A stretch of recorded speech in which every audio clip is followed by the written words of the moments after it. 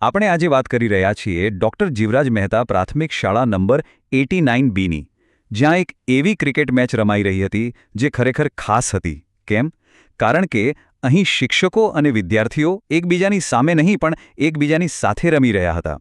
તો ચાલો આપણે ઊંડાણમાં જઈએ અને સમજીએ કે ધોરણ 4ના બે વર્ગો વચ્ચેની આ મેચ કેમ માત્ર એક રમત કરતાં ઘણું વધારે હતી. જુઓ આ દ્રશ્ય.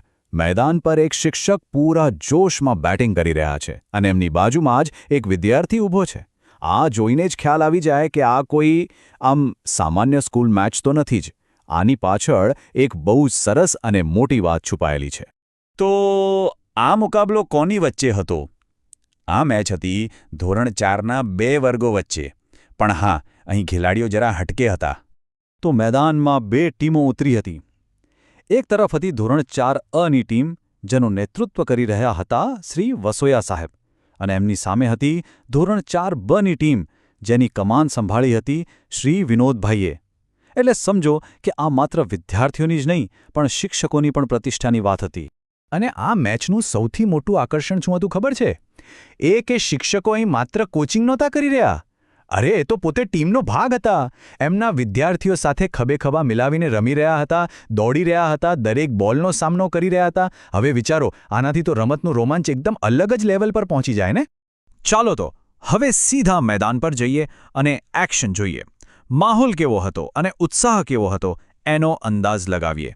જરા આ વિદ્યાર્થીના ચહેરા પરનો ભાવ જુઓ. શું એકાગ્રતા છે! આંખો સીધી બોલ પર અને દરેક પડકાર માટે એકદમ તૈયાર. એના માટે આ ખાલી એક રમત નહોતી, પણ એના ગૌરવની વાત હતી. અને હવે આ જુઓ, આ દૃશ્ય તો બધું જ કહી દે છે. શિક્ષકોનો જોશ તો જુઓ. એવું લાગે છે કે તેઓ માત્ર ભાગ લેવા માટે નથી રમતા, પણ ખરેખર પૂરા દિલથી રમી રહ્યા છે.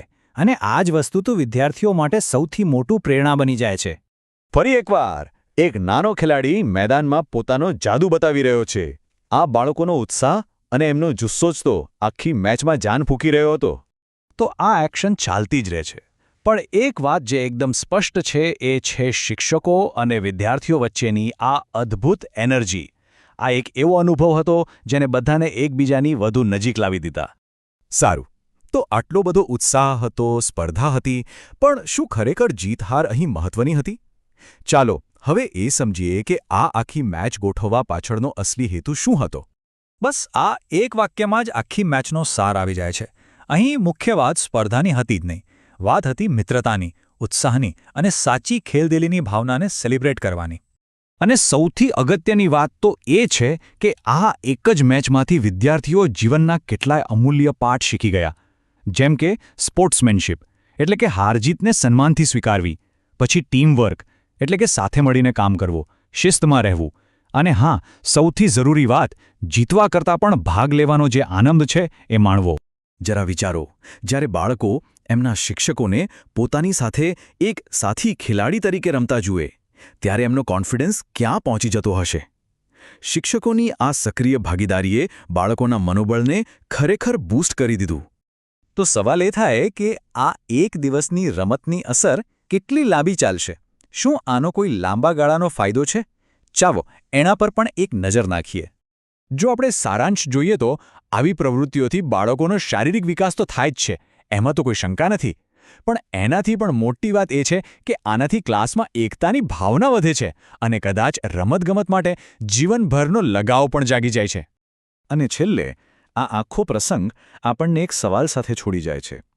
ડૉક્ટર જીવરાજ મહેતા પ્રાથમિક શાળાનું આ ઉદાહરણ આપણને એ યાદ અપાવે છે કે કદાચ સાચું શિક્ષણ અને જીવનના સૌથી મોટા પાઠ હંમેશા પુસ્તકો અને ક્લાસરૂમની 4 દિવાલોમાં જ નથી મળતા.